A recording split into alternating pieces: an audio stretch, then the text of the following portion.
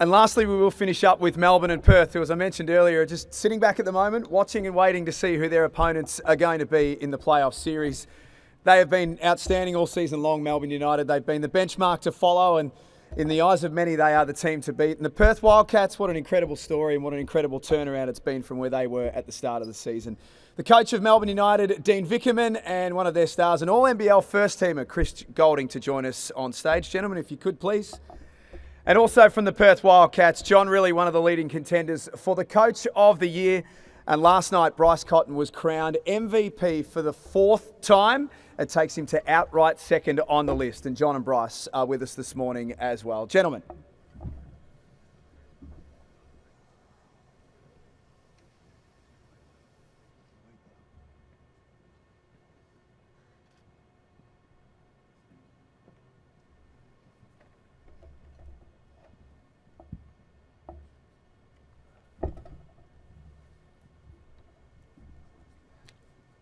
I have the same question for both coaches. I'll start with you, Dean. Not knowing who your opponent's going to be going into this break, I assume there are some things within that you sort of want to work on. What are those things that you want to refine over this little stretch until you know who your opponent is and you can scout them? Yeah, there's a little bit of the what ifs. You know, what are some of the counters that we maybe not have spent enough time preparing on, and special situations. You know, if there was any type of injury, different types of lineups. I think we'll spend a little bit of time on that. But you know, the core of who we are is about the physicality, the connection, and you know, how many sessions can we get in that type of extreme load that, you know, at times can have a risk of some heavy contact. And so I think that's the biggest one for us. Our guys really want to build up and make sure that, you know, we're going to play teams that have played 2 games. So how do we replicate that? How do we prepare ourselves for that? But as you've seen through the season, whenever we've had a little bit of a poor performance, we've really bounced back. So coming off this one, this little break, it's like we've actually got to feel that little bounce back, you know, right from the get-go, and make sure mentally there's a switch there that our intensity is at a crazy level to go ahead and start this playoff series. JR, same for you. What sorts of things, when you look internally, that you think you need to refine until you know who your opponent is? Yeah, first and foremost, it'll give our players a chance to mentally and physically freshen up. You know, our season's been very up and down with what we've had to deal with, but moving forward for us, in these situations, just continuing to work on what are we about. So probably to give you 2 things, rebounding and D-trans will be very important in this break. You guys, the end of your season was a bit up and down. It wasn't the same as that middle stretch, which was really impressive. What do you put those sorts of struggles toward the end of the season down to? I actually don't look at it as struggles. We did a great job in the middle to give ourselves a chance of finishing in the top 2. Knowing that, but then also understanding that we're going to have virtually a 3-week break. I don't think anyone really understands how to handle that or deal with it. So just trying to figure out how to best use that, so when we do play, we're ready to go again. Can you give us an idea of how proud you are in Bryce winning MVP last night, his 4th? And can you give us some context, someone who's been around the league for a long time, of just how impressive what he's done this season is relative to what we've seen historically in this league? Yeah, look, thoroughly well-deserved. Like anyone that is in that top category, like Chris and Parker, everyone's deserving of the accolades that they get. But with Bryce, I'm lucky enough to be around him every day. And when we talk about every day, it's not October, November, December, it's June, July, August. What people don't see him doing to prepare for the success that he has as an individual kind of gets lost in it all. Like in June, July, he's in the gym 5 days a week, making sure he's ready to capitalize on those moments. And when we as a team were going through the struggles with our record, that's where you can just lean on those things that you're doing in June and July, and that's what I preach to our team, you know. And then you put in the work, good things happen. And as you saw with Bryce, like for that 2-month stretch, he was playing at an unbelievable level. You know, probably one of the best in NBL history. Bryce, is there a different feeling going into a playoff series after winning MVP? Does it give you a little bit of an extra sort of pop going into a series like that? Nah, for me, this is my first time being in the playoffs since I had that surgery, because I don't count the play-in. So I'm just excited to be back. Dean, can you talk a little bit about, go right back to the start and putting this roster together, and I guess you've won Coach of the Year, obviously because of record, but also how you've been able to sort of mesh so much talent together? Yeah, I spoke about it a little bit last night. You know, trying to find culture fit. It was really important, and we spent a lot of time in interviews and then talking to opposition coaches. You know, just going into much more depth with the people that we recruited this year. We've got a few rookies in there, you know, coming out of college, and Ian Clark was a little bit of a different one. It was hard to find anyone in the world to say a bad word about him. But yeah, there was that one, and then it was obviously, you know, we didn't win games without Shaylee last year, and so, you know, how could we have enough coverage? And you know, person that I didn't speak about last night was Rob Lowe. You know, to say we got JLA out for the first 6 games, and you know, do you find an import for that? Do you know, find a local talent? And we found a retired guy that was a hell of a player, and you know, set us up for the season where we go 6-1 in the first 7, and you know, he was massive for us. So yeah, there's a lot of pieces to this puzzle. You know, when we had injuries in the middle of the year, you know, Chris was phenomenal. You know, really kept that thing together in that middle stretch, and then we've seen different people have different moments throughout the year. You know, Delhi's playing at a really high level right now. We've seen Ariel, you know, really step up his game as well, and so you know, the depth that we've put together, they were able to win games throughout the year, and now we've just got to lock into the role that we need them for this finals. CG, you're coming off the World Cup. It's, I guess, a lot of guys came in late, but it seems to have been intense from the start. The practices, it's just been hardcore, one goal. Talk about your motivation this season and how important it is to win the championship. I think, like every year, there's a reason we play. A couple of guys have touched on it before, just sitting here listening to these press conferences. The individual awards are nice and cherry on top or whatever it may be, but there's one real reason why we're here, and that is to win a championship. And these two teams are sitting up here because we've put ourselves in a good position to go and try and do that. Doesn't mean that it's going to happen. A whole new season starts now, and I think just getting, as Dean touched on, some rookies, some veterans together in one environment where there is one goal and it's winning, and trainings are competitive, sometimes a little too competitive if I think back to a couple. That's what is fun, and that's the type of group you want to be around. Gives you the best chance moving forward. Bryce, last night you said that someone stole your jersey for the first 7 games of the season. Can you just talk a little bit about struggling through that and then how you turned it around? Yeah, it was definitely a learning curve for me. I'd never really had a slump like that in my career, so I just had to rely on the work that I put in, you know, hoping that eventually it was going to turn around. But I think a big thing for me was, you know, JR and my teammates, you know, they kept supporting me and letting me know they backed me. So that went a long way with me. And luckily, just as I was turning it around, more importantly, we did it as a team as well. So it was, yeah, I guess the perfect storm brewing. Chris, you've climbed this mountain before with Melbourne. Do you get any similar vibes with the team you've got this year to the previous championships? Yeah, you wrestle with that in your head. You try and link some things together to give yourself peace of mind at night. And then you also look back to times when you haven't been as successful, and you know, you try and see some things that you want to try and stamp out. So yeah, yes and no.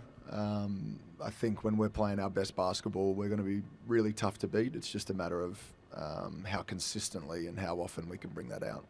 It's a pretty unique collection of talent that you've been able to bring together for this season. Do you feel like, you should dig deep to try and take advantage of this and capitalise when you've got such a talented group together? We're digging. Yeah, I mean, especially now going forward these next however many weeks, I think we're really going to see a mindset shift in the group that, there's no, all right, we'll back up 2 days later if we lose this game or whatever it is. Backs are against the wall now, whether we like it or not, and I think that's an environment that we're going to flourish in. Bryce, congratulations on the MVP award. It's been so clear with all the players up here today talking about, and Chris just mentioned it, individual awards are nice, but it's the team success that you want. But when you've locked away 4 MVP awards, do you start to think a little bit about the legacy that you're leaving on the NBL? No, not really. I'd like to stay in the moment because I understand basketball is not a game that any of us get to play forever. So while I got the chance, I just try to make it as memorable as I can, but I'll look back on it when I'm done playing. Try and chase down Gazy's 10? I don't think he's got 10, but I'm just trying to be me. 7 or 10. Any further questions from the floor? Dean, I guess you've been able to manage guys' minutes probably more than most other sides, sort of how you've gone throughout the year. Do you think that holds an advantage for you going forward as the players progress? And has that been having one eye on the finals, or is it just the sort of the depth you've had to sort of spread it around and give guys minutes like Flynn Cameron and the like that have sort of been put in the work? Yeah, I don't know if I see it as an advantage or I think, when it comes to big games, and we saw, the other day against Illawarra, Chris played 33, and I'm sure there's going to be, games within the playoff series that, are dictated by refereeing and are dictated by form or whatever. But we've got to trust in, this group that people can come off the bench and do a role that's kind of more than they probably average throughout the year, because they've had moments like a Flynn Cameron played a whole fourth quarter, throughout the year and got a win doing it. And so, there's guys there, Cole Bowen, other guys that can, really step up off our bench. Ariel's been, fantastic. And so, Ian Clark could step into a starting, whatever needs to happen. We've got guys there that can go ahead and step up. And, everyone kind of talks about, you guys are so talented, and we didn't build this team as the most talented roster. There's other guys, other teams in the league. You say, wow, they've got way more talent, athletically than us. We built this team on high IQ, great culture guys, guys that are committed to the defensive end and really want to win. Dean, on the back of that, what are the differences in coaching a team that is very local heavy, which is what you guys are, versus one that has a bunch of imports on it? Are there distinct advantages that you think you guys might have that other teams might not because you're so local heavy? Yeah, and when we kind of put this team together, it was like, let's more a national team kind of program, more a EuroLeague kind of team where we're not going to have guys play 35 minutes. We do want to make sure that we're using 10 guys, every game.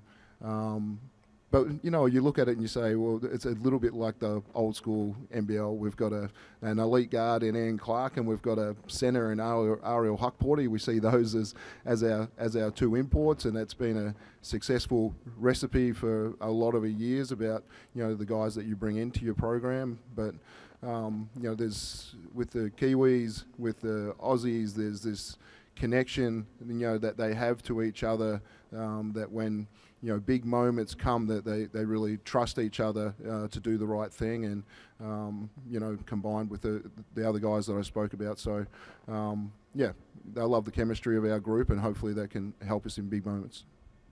JR, you spoke about D-trans, rebounding. Do you consider those like effort plays? They're obviously really important come a playoff series, and how do you go about fixing some of those issues? Look, it's just all 6 coaches, I'm sure, have mentioned it's a new season. So now we really have something to lock in and play for. When we were playing at our best, we were dialed in. You guys can break down the analytics, but if we weren't up the top, we were very close to being up the top in all those areas. So we just got to refocus and be dialed in, and we know what's in front of us now.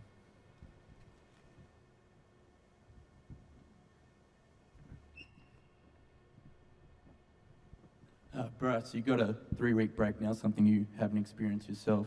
How do you prepare yourself for that in that next finals game? I mean, just finding that happy medium, making sure you take care of your body. You don't want to be too lazy, but at the same token, you don't want to overwork yourself either and let this break go to waste. So just finding that balance, I would say. Same question to you, Chris. You've been in the league a long time. You haven't had a 3-week break in between the last regular season game and the finals. How do you go into that? And as a leader of this team, how do you lead the team through that 3 weeks? I think we'll put a lot of trust in the staff, high performance staff, coaches, and trust in them to tell us what are the days that we're going to need to compete and get after it.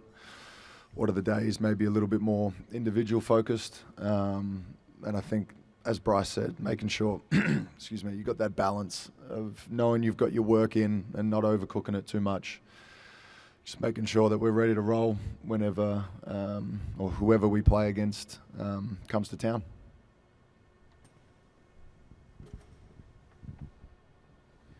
Chris, you and Bryce are both guys that have proven in the biggest of games. What is it that you like about playing in the finals? I don't know. I guess growing up, you remember moments, right? You remember watching MJ, Scotty in big moments, and for the most part, they're in finals. I remember sitting on the couch with my dad Wednesdays and Saturdays watching NBL. I remember watching finals and big moments. I guess it's ingrained in you, what you remember growing up as a kid. So if you are ever lucky enough to have that opportunity, you want to grab it. So, yeah, I don't necessarily, I'm not like, oh, now it's a final, let's do something crazy. There's a desire to win in big games and in playoffs and in finals, and to win for your teammates and your club. And we've got a lot of guys on our team that have that desire. So I'm looking forward to getting it started. The 3 weeks is interesting, but we got a lot of old guys on our team. So maybe the 3 weeks will be good for us. Bryce, same question for you, mate. You've got a number of guys on your team who this year, unlike maybe in previous years, who haven't won championships alongside you. What is it for you about playing in the finals, and what kind of leadership role are you going to take within the group in that respect? As far as leadership goes, I don't think anything changes. I just continue to be the same person I've been. And then as far as playing in the finals, it's always cool to have an opportunity to be the last team standing. That's what we all play for. And it's, you got to cherish it. I say it all the time, like, you can't play this game forever, and when you're done playing, all you get is memories. So when you get these opportunities that come by once in a while, you want to do everything you can to maximize it so you got something worth remembering. Dean, congrats on Coach of the Year. You've got a long history in this league. You played with Drewy. You coached against Bryce for a really long time. 4 MVPs for him now. What is it about Bryce that makes him special? There was one grand final series I think he missed. But he's amazing. And you keep feeling like, can you wear him out? But you can't. And he just keeps getting back up, and plays his 35 minutes, and you might have one moment where he's run down the floor and you're like, oh, I think he might be gassed a little bit, and then sprint, pull up 3 in your face. And he's an extremely tough cover, but when he's as unselfish as he is as well, where you do pay him all that attention, and now he's happy to go ahead and distribute the basketball to others. And I think, the greatest imports that have ever come to our league have their moments where they have the ability to dominate, but they pick their moments to get others involved, and I think he does a hell of a job of that. For anyone joining us on Zoom, we are about to wrap things up. Are there any questions for either Melbourne or Perth? Yeah, I've got one, Jack. If I can ask Bryce just quickly. Bryce, Craig O'Donoghue, you've talked about how you haven't been in the semi-finals personally for a while because of your injury. You haven't played in front of an RAC Arena crowd in a final since pre-COVID. Like, they didn't get the opportunity to see a final last year, missed the year before, you didn't play the year before that, and then there was COVID. So what will it mean for you to have that sort of atmosphere again at home in a final? Yeah, that just kind of tells you how long it's been, but it'll be a great feeling. Going into it with not any expectations, don't want to make something like this bigger than what it is, but yeah, super excited just to finally be back in this environment again. And on a similar theme, when you last won the MVP, you were sitting in your house watching it on a stream. To have been back in the room last night and felt the love of the entire league, what was that like for you? Yeah, it was all right. I don't really like all the attention, so it would have been nice to see it at the house as well. But it was still cool though, and it was good to see the other players get recognized for the work that they put in as well this season. And this one for John. John, you're a team that you've talked about the emotion of your group and how they play on emotion a lot of the time. You've played your best when there's something genuine and tangible on the line. Do you feel like now that you're in the finals, that emotion will really help this group again? Yeah, absolutely. I think if you look at this group, when our backs have been against the wall or something really meaningful to play for, they've risen to the occasion. I just hope the loose units are getting their required rest right now so we can get practicing later this week. I thought the loose units might get a mention at some stage. Well done to Perth, well done to Melbourne, finishing first and second respectively. You get the chance to sit back and watch it all unfold, and thanks for being here with us this morning. We appreciate your time.